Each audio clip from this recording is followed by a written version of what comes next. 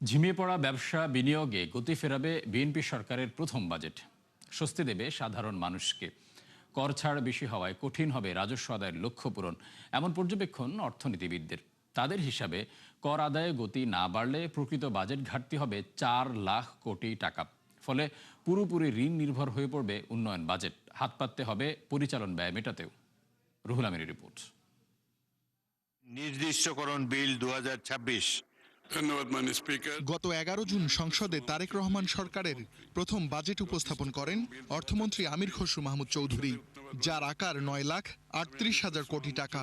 এর মধ্যে উন্নয়ন কর্মকাণ্ডের পেছনে বরাদ্দ রেকর্ড 3 লাখ কোটি।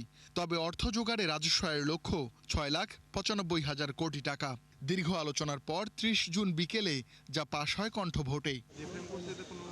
ফ্যামিলি কার্ডের মতো বেশ কিছু উদ্যোগের মাধ্যমে কম আয়ের মানুষকে সহায়তার উদ্যোগ আছে বাজেটে। দেয়া হয়েছে নিত্যপণ্য সহ নানা খাতে কর ছাড়, যার সুফল পাবেন সাধারণ মানুষ ও ব্যবসায়ী গোষ্ঠী। কিছুটা ব্যতিক্রমী বাজেটই হয়েছে এবং বেশ কিছু পয়েন্টে ডিপার্চার আছে, গতানুগতিকতার বাইরে তারা আসার চেষ্টা করেছেন। সেটা বিনিয়োগ বান্ধব করার চেষ্টা, সেটা হলো যারা নাকি প্রান্তিক উপান্তিক মানুষ আছেন তাদেরকে কিছুটা স্বস্তি দেওয়ার চেষ্টা। তবে দুশ্চিন্তা অর্থায়ন ঘিরে। কর ফাঁকি কমানো না গেলে আগামী অর্থ বছরে রাজস্ব আদায়ে ঘাটতি ছাড়াবে 1 লাখ কোটি। অন্যদিকে প্রত্যাশা অনুযায়ী নাও মিলতে পারে বিদেশি ঋণ। ফলে উন্নয়নের পাশাপাশি পরিচালন ব্যয় মেটাতেও লাখ কোটি টাকা ঋণ করতে হতে পারে সরকারকে। আশাটা করা হচ্ছে যে এই ছাড়ের ফলে আমরা বিনিয়োগ এবং অন্যান্য কর্মসংস্থান কর্মসৃজনের মাধ্যমে সরকারের আয় বাড়বে।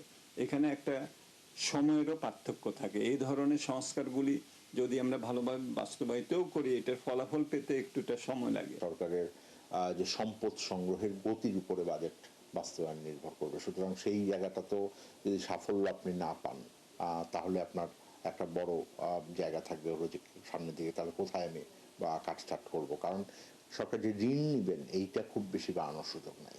নতুন অর্থ বছর থেকেই কার্যকর হচ্ছে সরকারি কর্মকর্তাদের নবম পে স্কেল। যদিও বেতন ভাতায় বরাদ্দ রাখার বিষয়টি অস্পষ্ট, ফলে পরিবর্তন আসতে পারে ব্যয় বন্টনে। যেই বাজেটের হয়তো বরাদ্দ দেওয়া হয়েছে একটা অনেকগুলো জায়গাতেই আছে, কিন্তু আপনার নতুন করে প্রকল্প নেয়ার সাপেক্ষে আসলে থোক বরাদ্দগুলোর ব্যবহারের নির্ভর করছে।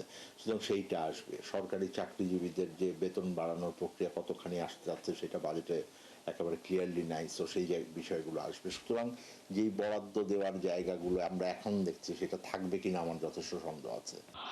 এমন পরিস্থিতিতে বাজেট বাস্তবায়নে স্বচ্ছতা ও জবাবদিহিতা অর্থনীতির গতি ফেরাতে সহায়তা করবে বলে মত অর্থনীতিবিদদের। দাবি নম্বর 25। রুহুল আমিন, 71, ঢাকা।